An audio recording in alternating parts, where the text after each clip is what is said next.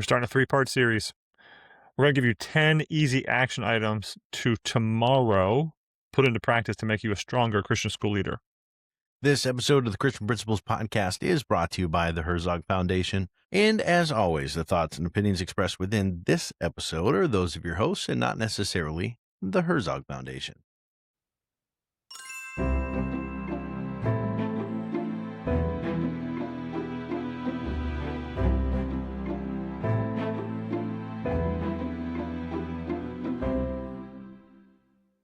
Welcome to the Christian Principles Podcast. I am Matt George.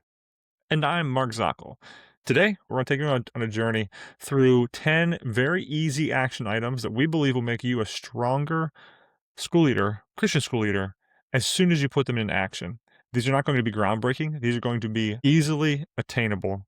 Things you probably may have already done or thought that you should have done, but we're going to give you the license to do them. And Matt hasn't read all of them. So Matt's just going to be hearing me read them off, and then he's going to react to them one by one by one by one. Matt, are you ready for this? We'll see how life-changing they actually are once you get my reaction. This will be great.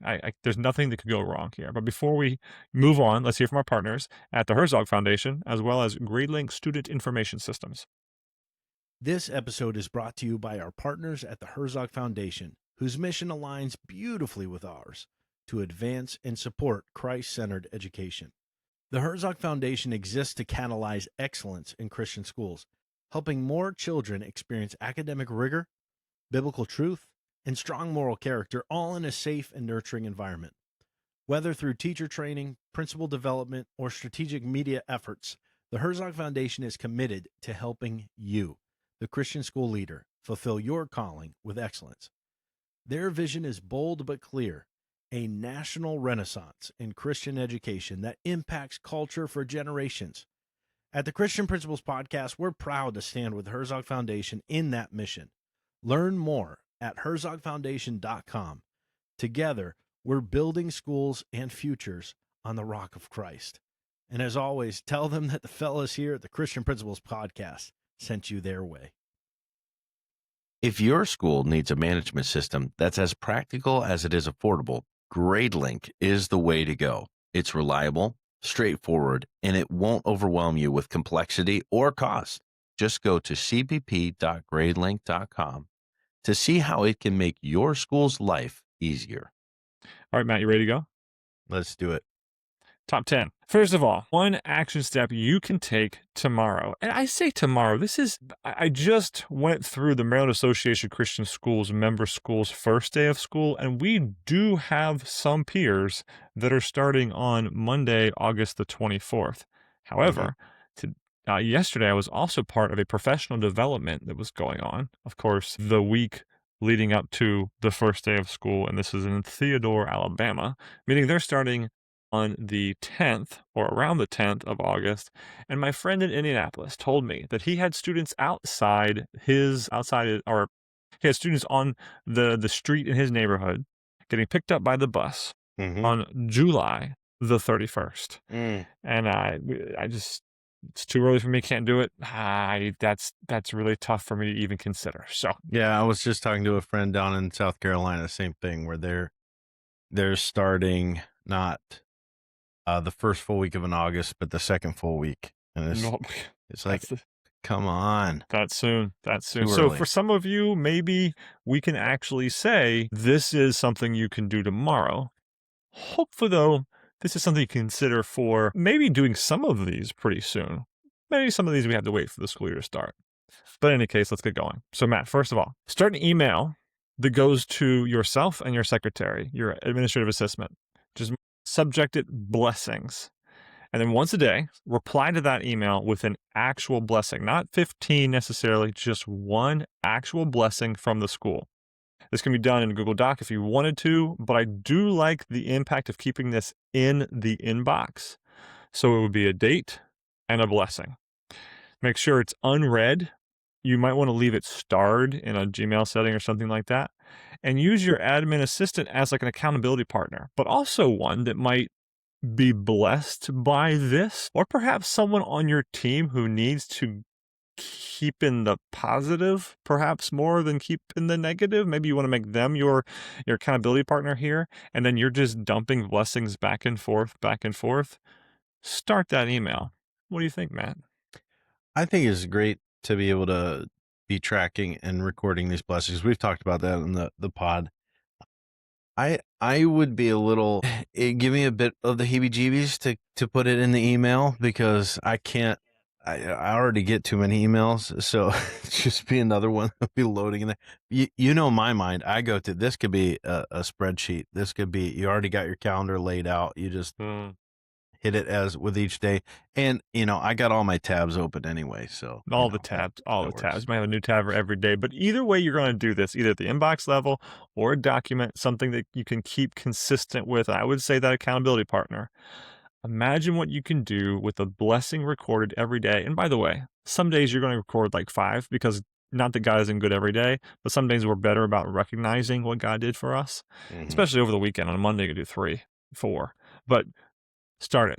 Start the document, start the email, make it happen. All right, number 2. Get a report of your faculty and staff member birthdays from your learning management system. Perhaps you're using Gradelink. It's an easy print off on Gradelink. It's one of the reports that can be run. And then perhaps have ChatGPT strip that down to just the names and the birthdays, whatever you want to have. And then keep that list on the wall or keep that list under, this will be part number 3, but under a transparent desktop. Keep that list somewhere very readily accessible. So no birthday catches you by surprise, or at least shouldn't catch you by surprise. Having a list of the birthdays can go a long way. Matt? Yeah, I do this. Actually, my secretary helps me out with this. But I do a monthly calendar. So a month by month, I have not only the faculty, but also the student's birthday all listed and visible right by my computer so I can see it every morning so that I remember. And looking at the week ahead and all that kind of stuff of who's coming. Exactly. I think that's the key here is having them all in one helps me see what's coming up. And if it is the month, there's going to be perhaps the next month that isn't quite made up yet. And you catch yourself at the end or over a weekend or something like that. But having them all on one list may help you out even more, make that even more useful to you. And for me, it was very much, I'm just not going to remember these if they're not in front of my face. So they were in a very particular spot. Speaking of that, that's number 3. Change your desk layout.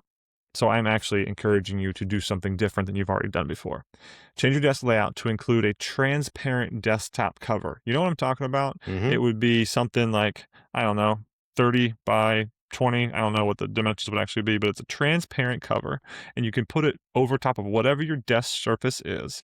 And then your workstation is also a place to have readily accessible information under it, including things like a picture of your family. Perhaps the theme of the year is printed off in a nice Canva way right there for you to remember. There's plenty of emergency codes floating around our schools now. Perhaps your school even changes your emergency codes, which arguably you shouldn't do, but whatever it is that your emergency code is, that's a good place for them to be reminded when you're making a call. Demanded daily tasks. Let's say there is a specific way in which you go about your day, including 7:50, 7:55, 8 o'clock, 8:05, 8:10, or maybe it's just the school schedule, but in a bite-sized form.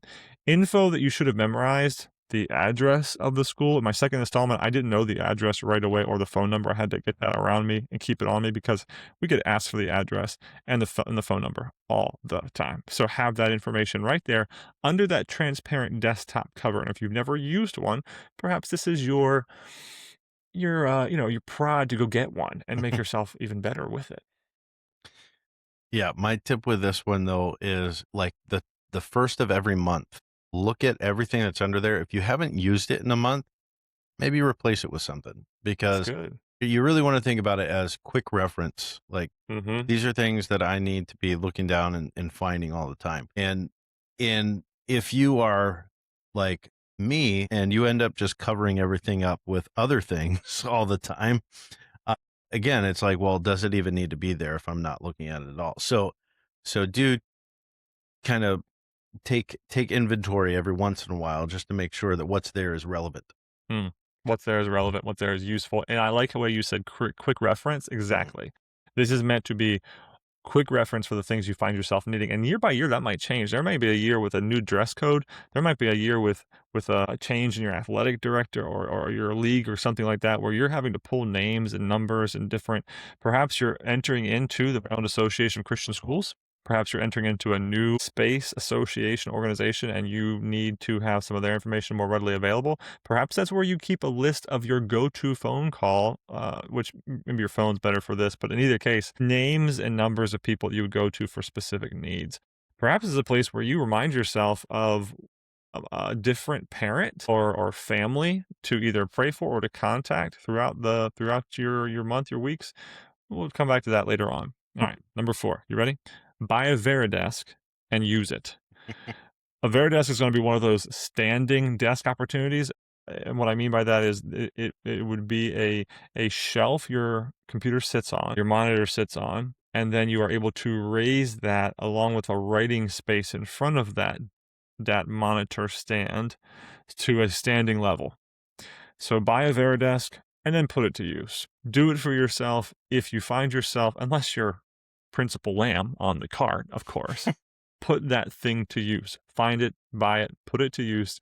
Take some time to stand up during your day. Don't just be like me. I have a crossing in my ankles. I don't know if it's an issue. It could become an issue. But when I'm sitting, my legs are tucked under me and I'm crossing my ankles. Do you do that, Matt? Or is that just me? No, I'm a leg lifter. Okay. That's funny. Like I've got in my desk that I'm sitting at right now, I've got a little bar in the back of it, and my feet are always up on top of it, like just lounge the whole lounge system. And even my desk in my office has a little bit of a lip at the back, and I just have to stretch my legs, which is why I love the standing option. And I've shared that on the pod before of finding interesting ways if you want to find a cheaper way than not going for a Veradesk or something. There's other ways of doing it, but yeah, be mindful of how long we can be stuck behind that desk and be sitting. So, I did have a teacher buy herself one of those small treadmills, and she used it pretty consistently in the front of the room. I wasn't in a place to tell her she couldn't because I didn't really have something in the book to say she couldn't do that, and it was intriguing to me, and it didn't seem to bother the classroom. So, perhaps is it one of there's those even just something there. self-propelled ones that you just walk and it moves it, or was it actually moving? I'm not sure. And it's the one that got some fame and some viralness over social media a couple years ago. Probably still is for some, but Yeah, quite interesting. just like a All right. walk in place type thing. Yeah. Exactly. No, you weren't going to run on this. It was very, very much small. I don't think it would have held our weight. It might have been like Yeah, that's what I always think it 175 was. or so is the weight limit. But anyway, okay. Number 5, create 3 email times throughout the workday. Notice workday. This comes straight from our good friend Mark Minkus and his discussion about emails. And then you give each one of those dedicated slots a calendar time of 20 minutes. So this goes on to your personal calendar, not to be, I say personal. This goes on your professional calendar. This is a blocked out time, not to be messed with. It's 3 times a day and it's 20 minutes at a time. And if you don't get to it in those 20 minutes, you do not get to those emails that day, and that becomes your norm. And that is what it is. Matt, how would that go for you? It's a beautiful thing. I think it would be so easy. I don't know if I've gone to this level of actually scheduling it on a calendar, but I have made a purposeful decision of I'm going to sit down to work with emails, maybe like first thing when I get into the office, and then I'm not touching it again until maybe lunch, and I'm not touching it again until the end of the day. Like that is just it's too easy to get bogged down and to get distracted. And especially whenever you're a teaching administrator, there's just not enough time. So I even got to a point where like when I'm walking around and I'm getting notifications on my phone or my watch, like I want those notifications gone. I don't want to know that I'm getting emails. Like I do want to know when people are trying to get a hold of me, but I want to limit that to those dedicated times. You may have been listening. You may have been reading ahead because thing number 6, disable all email pop-up notifications from your desktop, your phone, and your watch. Notice I said emails, not necessarily your messages, not your iMessages, not your text messages, definitely not your notifications from whatever your security system is if you have that, but all email pop-ups from your desktop to your phone to your watch. No more email pop-ups. No more email pop-up notifications. That is, no banner notifications on your phone about an email coming in. There you go. So you've already talked about that one. But Yeah, anything else you well, want to and say about it? I'd also say, like, if you're the type of person that says, well, in our school, our faculty communicate by email, I would just say find a different way. Because, like, Mhm. if you say, I need them to get a hold of me, like, go the text route, go like a communication app of some kind outside of the email. That would just be a good thing. It's kind of something I encourage my teachers to do too. Like, I don't want teachers responding to emails during the day. So, yeah, I would just make it something else if they want to get a hold of you. All right.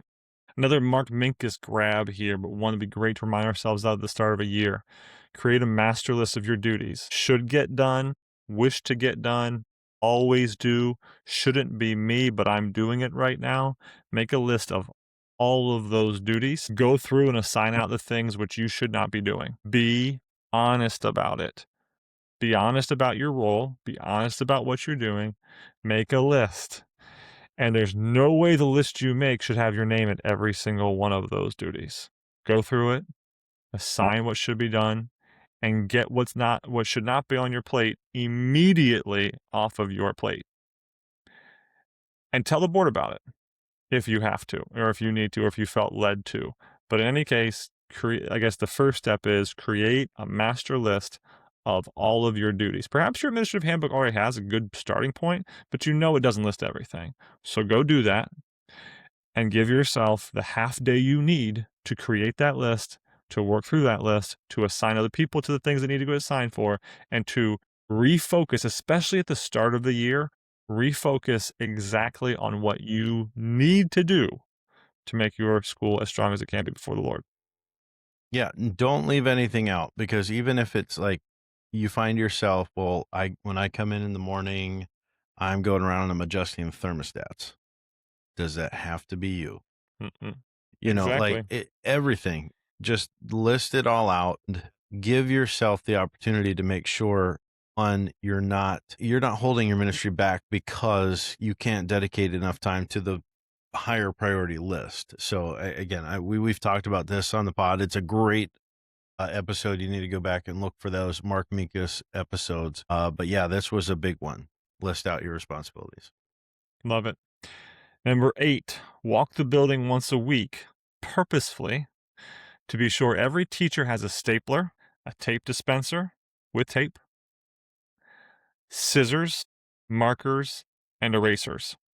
And I meant like marker board erasers. I'm imagining most of you are in whiteboard phase. If you need chalk and eraser, that's fine too. But assure yourself that they have seen you walk around with supplies so that you are seen as, there's political nature to this. There always is. You're seen as the encourager. You're seen as the provider. You can actually say, we're not asking you to go in your pocket for these things. You can honestly say, hey, whoever does the ordering, if it's not you, why am I walking around and finding that our teachers don't have these things they need? What's going on? Let's take care of that. They should have what they need to operate their school day. So you walk the building once a week. It takes you however long it takes you, and you stop and you ask every single faculty member, you have a stapler? Do you have tape? You got scissors? You got markers? You got erasers? Awesome. 3 weeks in, they're going to hear you coming, they're going to see you coming, and they might even have something else they want you to bring with you next time. Maybe you do add that to your cart, Principal Lamb style. Give them a shout out here. Maybe you don't. But walk around very specifically. Look at this. You're getting into classrooms. You're being the encourager. I get political capital, social capital being just dumped in the bank every time you walk around with this. Yeah. I I definitely see this as a principal lamb moment where you're creating your supply cart, and maybe even dress it up, be like a traveling store or something like that, and Yeah, having a lot of fun with it. You can definitely do that. I can also see some of you administrators saying, well, based on your last one, I just created a master list of duties, and one of those duties to pass off was what we just said for number 8. Have somebody else going and doing it, and I'm just going to make sure they're doing it, which is fine. But I think it's still important. I've even gotten to the point where I'm walking into a classroom to use for Sunday school or something to that effect, and all the dry erase markers are dried out, and I'm like, why are they not getting new dry erase markers? And so I go and I get them. Like, teachers just, they don't have the time, and so this is a great thing to just step in. Here, let me resupply you. It's great. Exactly. You are the good father. You are the wonderful boss. There's lots of smiles in this. The kids are going to hear you. You're going to say, hey, you got what you need. It could be simple. It could be more drawn out. You could have more things, fewer things, but just those essentials from when you were teaching that you were like, I don't have one marker up here. What happened? That stupid Sunday school Mr. George ripped off my stuff again. Like, okay. Number 9. Yeah. Number 9. This is a big one. Clean your office. It really is that easy. It should be that easy. You say that. You say it's easy. But you would be a better headspace. The people who walk in are in good headspaces. Everybody's in a better headspace. You're not going to be, oh, that's where that went, and everything else that happens with an unclean, messy office. I won't make you self-incriminate further. You can Anthony Fauci this if you want to. That's fine.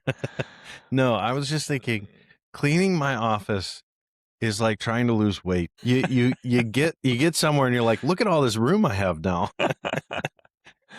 Oh, that's great. Maybe you need to change this to something more simple, like take 10 minutes every Monday to make your office better. We'll just say cleaner. Maybe that's what we should do instead. But I would push those of you who know you live in a rat's nest to make sure that you do try to make yourself stronger, because you will be stronger with a cleaner office. And our last one for this episode, and we're going to make several episodes out of this in this series, get a heater or a fan or a blanket that stays in your office only. You know your office to be drafty, to be warm, to be cold, whatever it is. I have a friend who works at an accounting firm, a family accounting firm. So this family has so much money, they need a team of accountants to handle their money. It's a whole part of accounting I never knew about, but it's very real. And so you would think that, the building that they happen to be in would a building that would have all the accoutrement of someone who has money. And I'm sure it's overstated, because people who have money are not people who are frivolous with our money most often, right? People who we could make generalizing statements about all sorts, but he talks about his building being incredibly poorly climate controlled. Mm-hmm. If his office is, I can only imagine some of your offices are, it used to be the mop room. It used to be half a classroom. It used to be something else. Like, you don't even have a register in your room. Whatever it happens to be, get a heater, get a fan, get a blanket, get a foot warmer. It stays in your office, and you don't let it go anywhere else. I got one. I'm not somebody that particularly needs the heater all the time. Like, I'm okay being cold, but yeah, the floor of my office can get rather icy, and so I've got a really tiny heater that just stays down there just to make sure we're keeping the blood pumping. All right, Matt, we've gone over 10 of these. Which one of these is most attractive to you? And you would say, you know what, I need to actually do that. Honestly, the supply one, I mean, what was that, number 8? Going around and making sure that teachers they have their supplies. It's so easy. Yes, I agree. It's so easy, and there was a couple of years ago that the whole dry erase marker erasers, I swear, whoever invented those things has never used one in their life. Like, they are junk. Like, you use them maybe one time and they're great, and then forevermore they're awful. So we switched over to rags, but those rags get dirty, and I would once a week go in and give me your rags. I'll go get them washed and cleaned, and that was really, it also created opportunities for me to talk to the teachers. So exactly. yeah, it That's goes huge. It hits so many things. You're aware of what the classroom supplies are. You are connecting with the teachers, and the teachers see you care. I love it.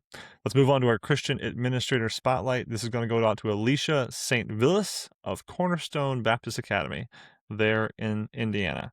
Matt, this is Alicia St. Villis. Would you pray for her now, please?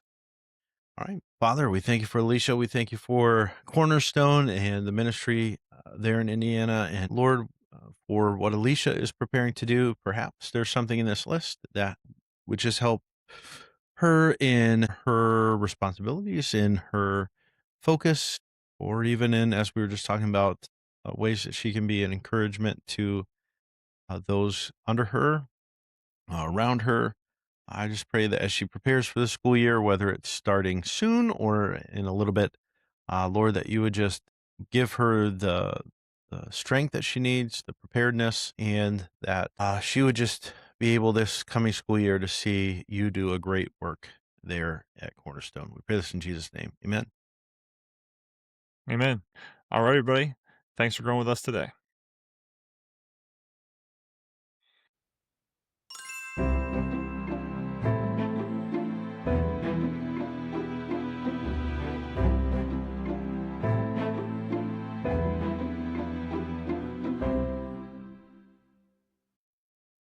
We want to thank you for listening. We're honored that you spend this time with us each week. Our heart is to bring you practical conversations and resources that really serve you as a Christian school leader. One of the best ways you can help us spread the word is by leaving us a review and sharing the podcast with other Christian school principals you're connected with. You can also follow us on Facebook and Instagram. Join the conversation and share any posts that resonate with you. Every share makes a difference in helping more leaders find encouragement and practical tools. And remember, the podcast is just one way we help. We also love serving schools through speaking and workshops. Our keynotes and sessions are designed to give you actionable strategies you can take back to your team and implement right away. If you'd like more details, just send us an email at info@christianprinciplespodcast.com. We'd love to connect. Until next time, thanks for joining us on the Christian Principles Podcast.